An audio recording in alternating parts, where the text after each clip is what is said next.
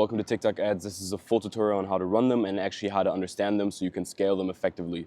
As you can see, I had a lot of fun on TikTok ads until my account got suspended, which kind of sucks, but whatever. We'll probably just get an agency account and then figure that out from there. You can see again, account has been penalized. It's dumb, but whatever.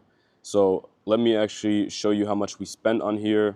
We have spent a total of 125,000 euros on this account, and the results we got from TikTok are absolutely insane. We've had CPAs as low as 4 euros to 6 euros, scaling them at 100 orders a day.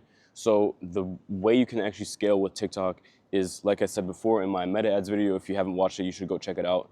It's literally just creative input. It's just a ton of creative input so you can maximize your testing and you can actually get a really high return on ad spend. The most mistakes I see is that people, they open their TikTok ad account, they launch a product, and they test like 3 creatives. They pay 100 euros or $100 on UGC videos that are terrible from some amateur creator, and they end up getting like maybe a couple sales, but it's nothing scalable. It's nothing that will actually last in the long term, because you need a lot of videos, you need a lot of slideshows, you need a lot of creative input, like I just said, in order to test a lot, because at the beginning, everything is about testing.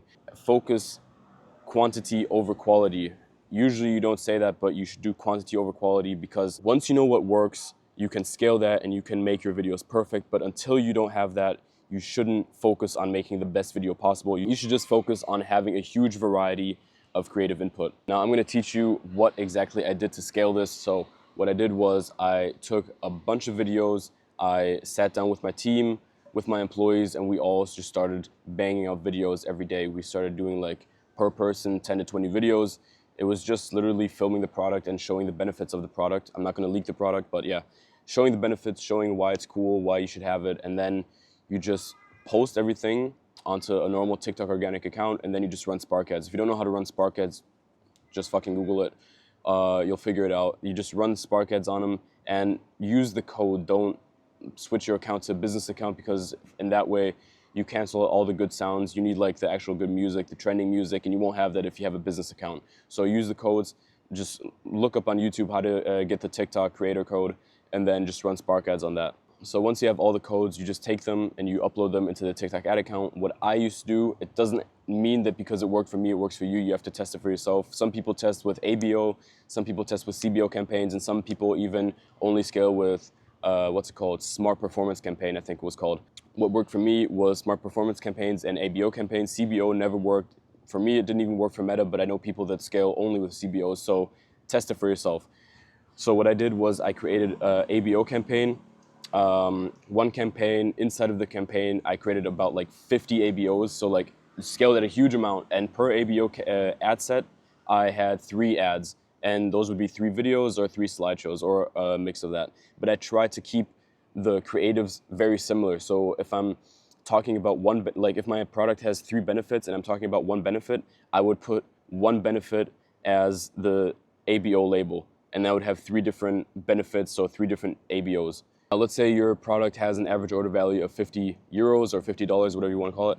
You should spend 150. You should spend 3x the amount of your average order value, so you can figure out if it's actually profitable or not. So what I did was I put the budget at like 300 euros a day, which only means that the budget gets spent way faster. And then once it hit the 3x average order value, I decided if I would turn it off or leave it on.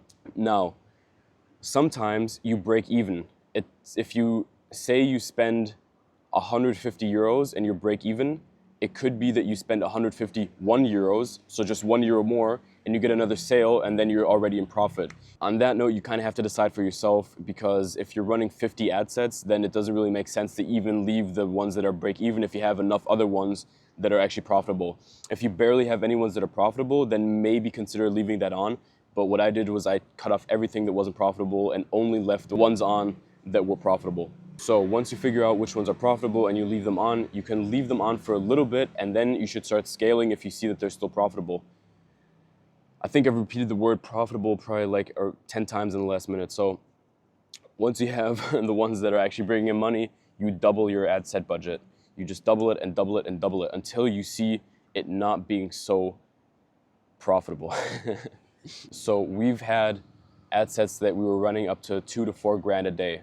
So I remember in December, I was really scaling with TikTok ads before they banned me, and I was with my family in Ecuador celebrating New Year's and Christmas, and then I could kind of see like on my phone the amount of Shopify notifications that came in. And once I realized in a certain amount of time, not enough Shopify notifications came in, I started to worry, I started to stress, and I went into my ad account and I realized maybe some campaigns were dying. So the only stressful part about this is you actually have to be on your ad account 24/7 looking at it, because if some ad performs terribly, then you have to immediately shut it off if you're scaling at high budgets. Also, I want to add a really important fact, because I have so many people in my DMs saying, well, I have a CPC of 50 cents and I have a CPN of 10 euros and I have a blah blah of this much. It doesn't matter. Nobody cares about anything other than ROAS or CPA. So you only should worry about how much you need to spend to get a customer and how much you're spending and how much money you're getting back, so the return on the ad spend.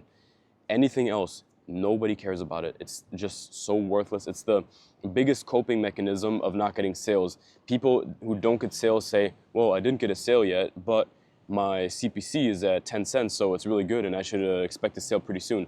No one cares about it. You're just coping because you don't make any sales. Focus on CPA, focus on return on ad spend. Anything else does not matter one bit.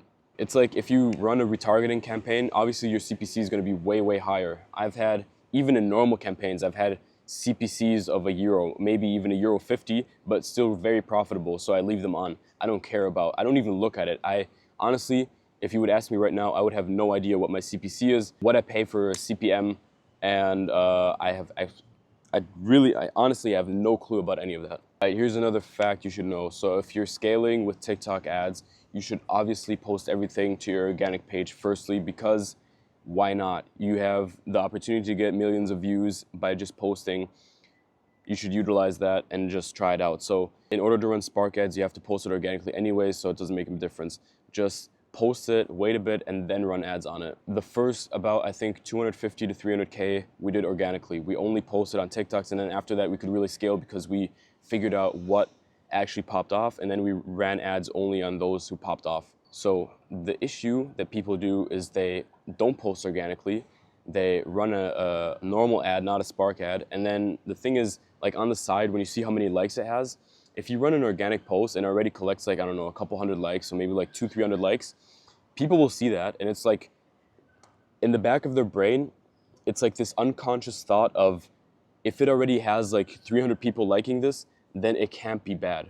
If it only has like 2 likes, you know, like if you scroll and you're just like brain rot scrolling on TikTok and you see a post only has like 2 to 3 likes, you immediately scroll because you think, well, if no one else is liking this, then why should I like it? Why should it be interesting? It's just like this unconscious thought. And I think everyone has this. So if you have a post that really exploded organically and it has like, I don't know, like 50,000 likes, people will notice that like unconsciously and just think, oh, it has 50,000 likes, it must be good. This product must be a banger. It has so many other people liking it. It has comments, it has everything. So unconsciously, I should like it also. Now you might be asking, should I just buy likes? No, you shouldn't, because it will completely destroy your algorithm. TikTok targets people that are interested in your product, and if you just target random people, so bot accounts that like your product, then it will completely destroy it and you won't get any more likes. So it makes absolutely no sense. Don't do it. I think I said everything for this video. If you have any other questions, then please drop a comment, like, and subscribe. I've had a lot of really good positive comments on the other videos and I'm really excited about it. So I will be doing like a sort of Q&A, just reading them and answering them on the next video. And also I've had some requests on doing some mindset videos about how your mindset should be when running a business. So stay tuned for that. I will be dropping videos very frequently right now.